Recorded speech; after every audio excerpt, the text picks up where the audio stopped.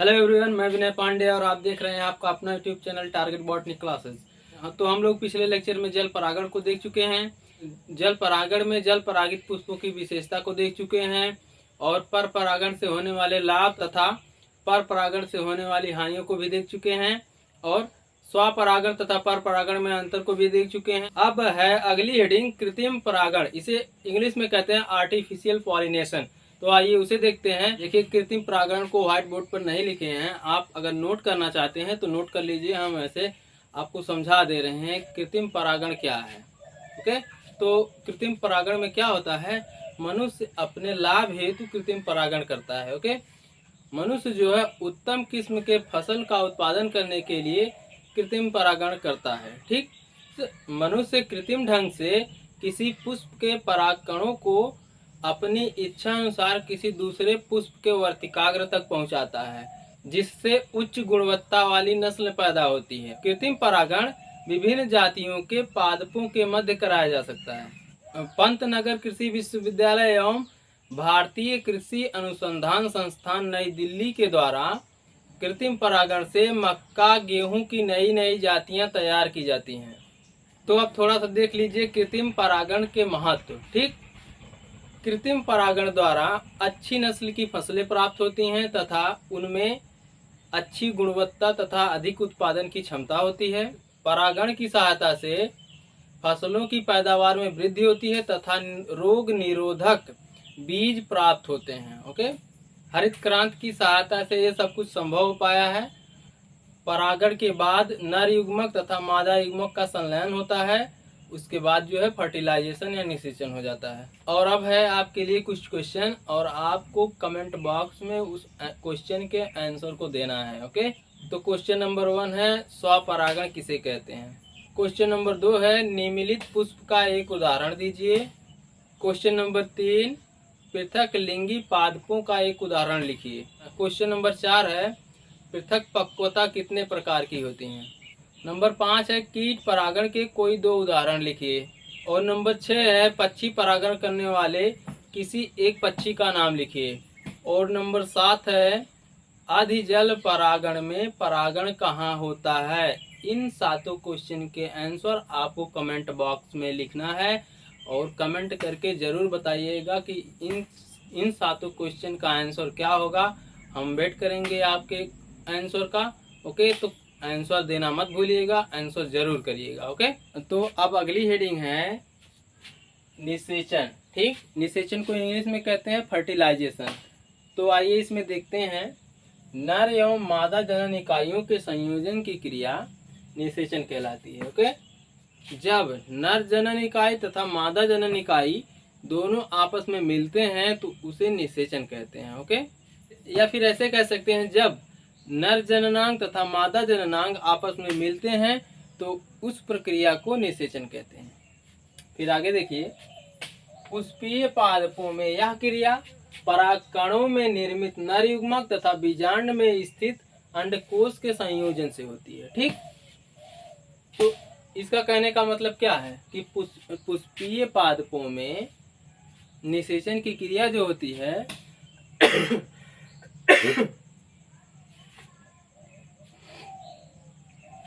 पुष्पीय पादपों में यह क्रिया परागकण में नर युग्मक की पुष्पीय पादपों में यह क्रिया परागकणों में नर युग्मक बनता है तथा बीजांड में अंडकोश बनता है। ठीक, उसके बाद जो है नर युग्मक तथा अंडकोश दोनों के संयोजन द्वारा निषेचन होता है। ओके,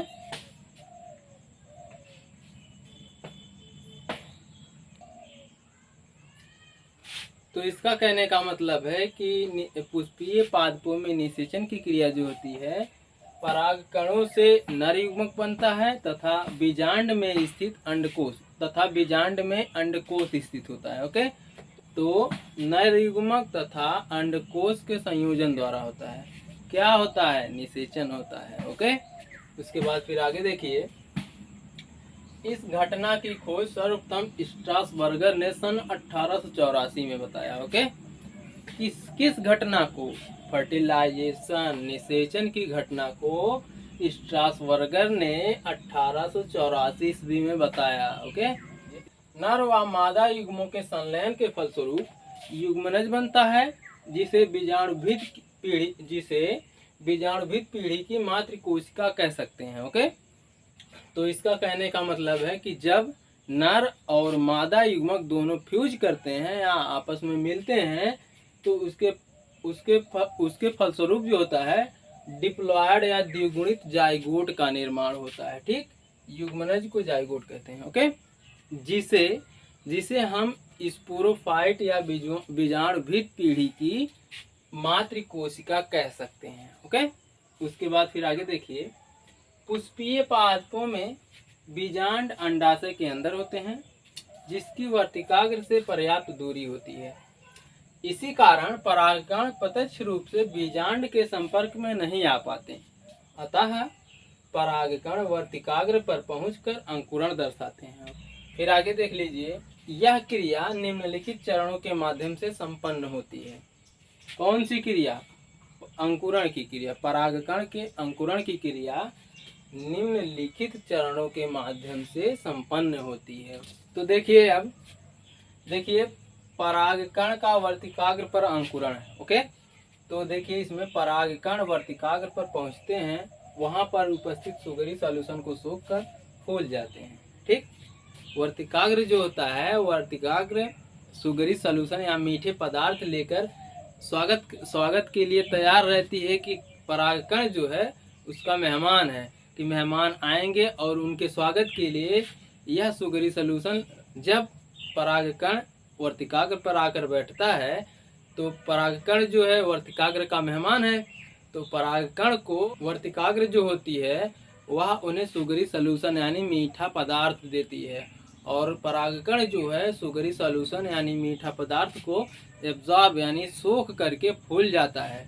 फूलने के बाद परागकण के ऊपर हम बताए थे आपको एक्जीन लेयर होती है और एंटीन लेयर होती है।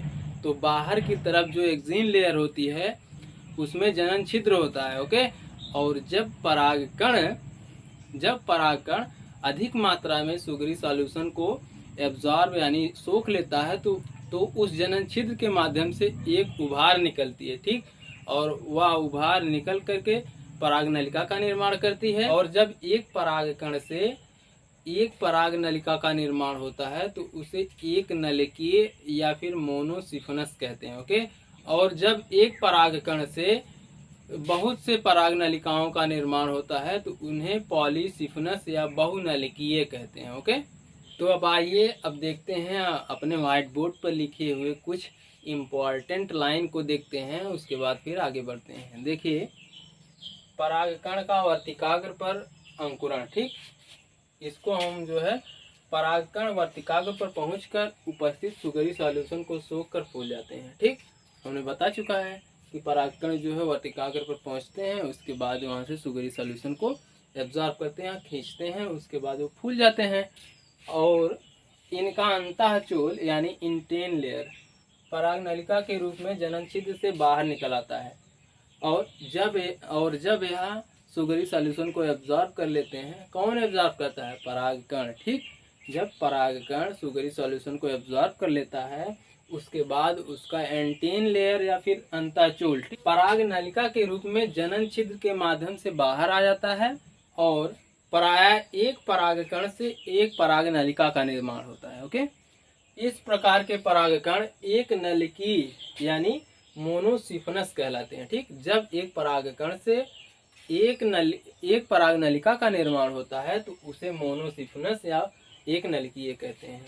ओके, उसके बाद देखिए, पराग नलिका की खोज जेबीसी एमएसी ने सन 1842 ईस्वी में पोर्टलाका पॉलिनेशिया में की थी। ओके, उसके बाद देखिए, कुछ पादपों में एक से अधिक पराग नलिका बन जाती हैं, उन्हें बहुनलिकीय कहते हैं। ठीक, कुछ पादपों के परागकणों में बहुत से नलिकाओं का निर्माण हो जाता है, उन्हें बहुनलिकीय या फिर पॉलीसिफनस कहते हैं, बता चुके हैं आगे।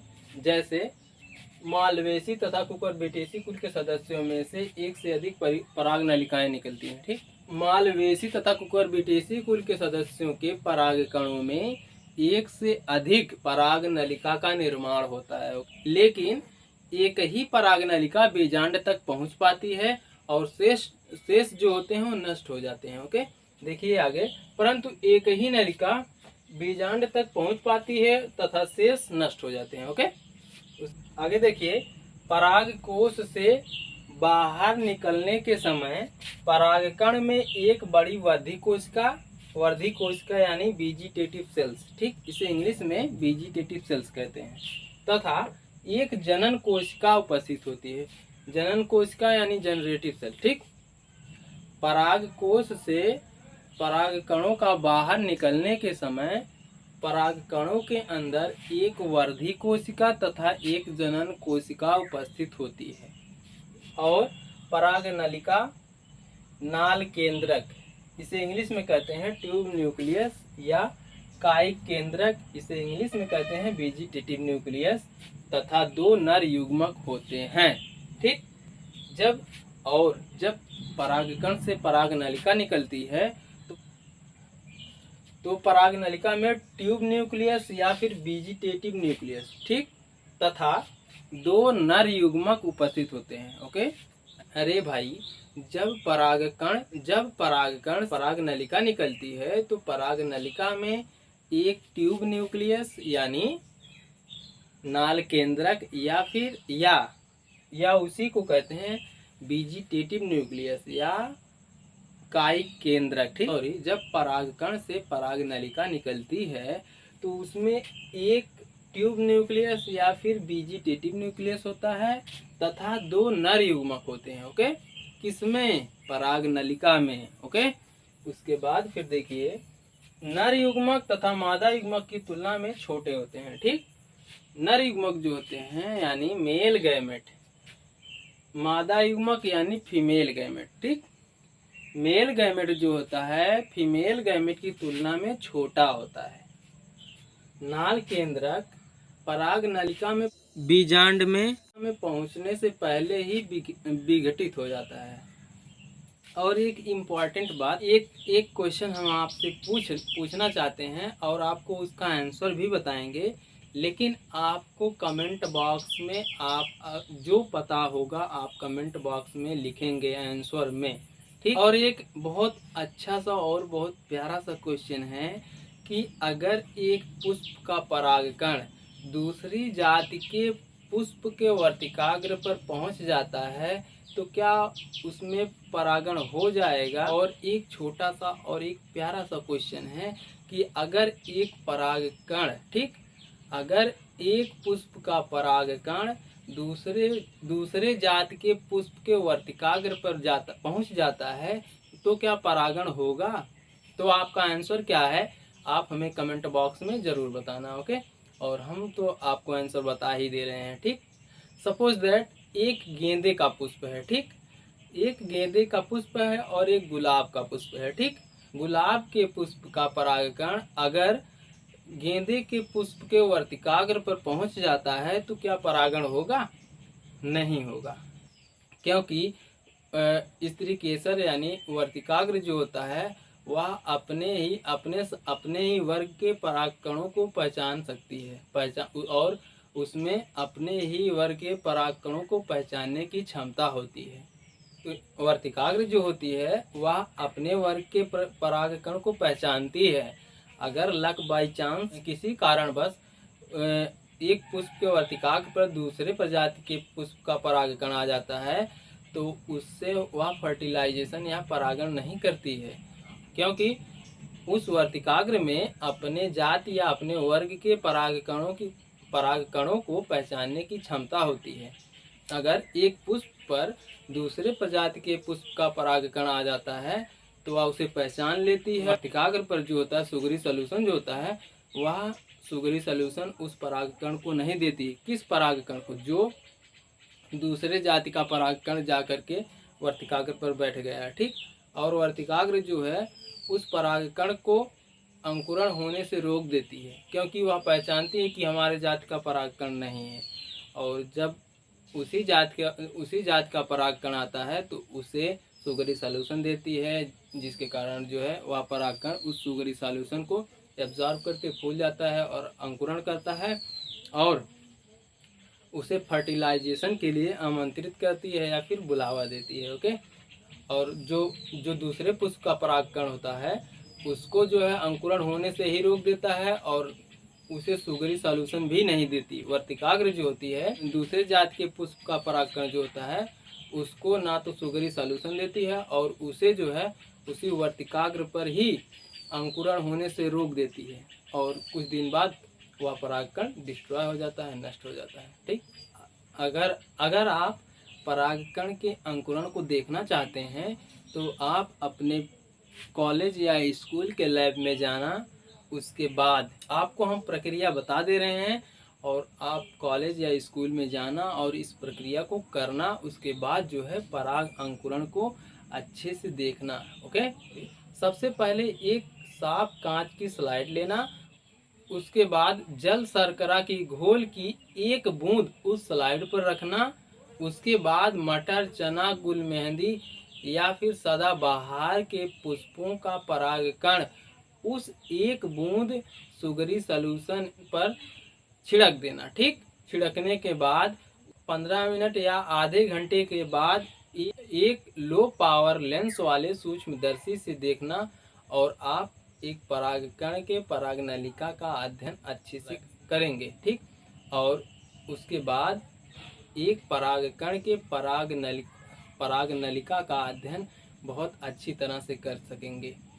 ओके। अब उसके बाद अब आते हैं अगली हेडिंग पर। तो अगर आप लोग नोट करना चाहते हैं तो नोट कर लीजिए। और हाँ, वीडियो को आप हाई क्वालिटी करके देखेंगे तभी व्हाइट बोर्ड का जो है लिखा हुआ सब दिखेगा, वरना आपको व्हाइट बोर्ड पर लिखा हुआ धुंधला दिखाई देगा। तो अब अगली हेडिंग है वर्तिका के प्रकार। इसे इंग्लिश में कहते हैं टाइप ऑफ स्टाइल। ओके। पराग नली के भीतर वर्तिकाग्र में से गुजरने तथा वर्तिका नली के भीतर उपस्थित संचरण ऊतकों की उपस्थिति एवं अनुपस्थिति के आधार पर वर्तिका निम्नलिखित 3 प्रकार की होती हैं। ओके। पराग नली के वर्तिकाग्र में से गुजरने तथा वर्तिका नली के भीतर उपस्थित संचरण ऊतकों के उपस्थिति तथा अनुपस्थिति के आधार पर वर्तिका 3 प्रकार की होती है। ओके। तो नंबर 1 है खुली वर्तिका। खुली वर्तिका में पराग नली सीधे व साफ पथ से बीजांड तक पहुंचती है। ओके। और इसका एग्जाम्पल है पेपरेसी कुल। ठीक। इस प्रकार की वर्तिका में पराग नली एक सीधे व साफ पथ द्वारा बीजांड तक पहुंचती है। तो इसका एग्जाम्पल है पेपरेसी। ओके। इसमें क्या होता है, इस प्रकार की वर्तिका में भी एक नली उपस्थित होती है जिसमें कहीं कहीं पर 2 या 3 स्तर का संचरणीय ऊतक उपस्थित होता है। संचरणीय ऊतक क्या होता है? संचरणीय ऊतक जो होता है स्टाइल या वर्तिका के अंदर पाया जाता है या जो है नर युग्मक तथा मादा युग्मक को आपस में मिलाने में मदद करता है या फिर जो है निषेचन की क्रिया में मदद करता है। और इसका एग्जाम्पल है कैक्टेसी कुल में। ठीक। आधी बंद वर्तिका किस कुल में पाई जाती है? कैक्टेसी कुल में। ओके। और खुली वर्तिका जो है पेपेवरेसी कुल में पाया जाता है। ठीक। और नंबर सी है वर्तिका बंद। ठीक। इस प्रकार की वर्तिका में नली अनुपस्थित होती है। इस प्रकार की वर्तिका में नली अनुपस्थित होती है अर्थात संचरणीय ऊतकों की उपस्थिति के कारण ठोस हो जाती है। नली होती है लेकिन उसमें संचरणीय ऊतक भर जाते हैं जिसके कारण वह नली ठोस हो जाती है। ठीक। इसमें पराग नली इन ऊतकों के मध्य इंट्रासेलुलर स्पेस से होती हुई बीजांड तक पहुंचती है। बंद वर्तिका में क्या होता है, इसमें संचरणीय ऊतकों का जमाव हो जाता है जिसके कारण वर्तिका ठोस हो जाती है। पराग नली जो होता है संचरणीय ऊतक में कहीं कहीं खाली स्थान पाए जाते हैं, तो पराग नली उन खाली स्थानों के माध्यम से बीजांड तक पहुंचती है। ओके। तो आई होप आपको समझ में आ गया होगा। यह एग्ज़ाम में पूछ सकता है 1 नंबर या 2 नंबर में कि वर्तिका क्या है और वर्तिका कितने प्रकार की होती है। ओके, तो वर्तिका जो है 3 प्रकार की होती है। खुली वर्तिका जो पेपेवरेसी कुल में पाई जाती है। नंबर बी है आधी बंद वर्तिका, या जो है कैक्टेसी कुल में पाई जाती है। ठीक, और नंबर सी है बंद वर्तिका। तो आज के लिए बस इतना ही और मिलते हैं नेक्स्ट वीडियो में। तब तक के लिए Jai Hind, take care, good bye.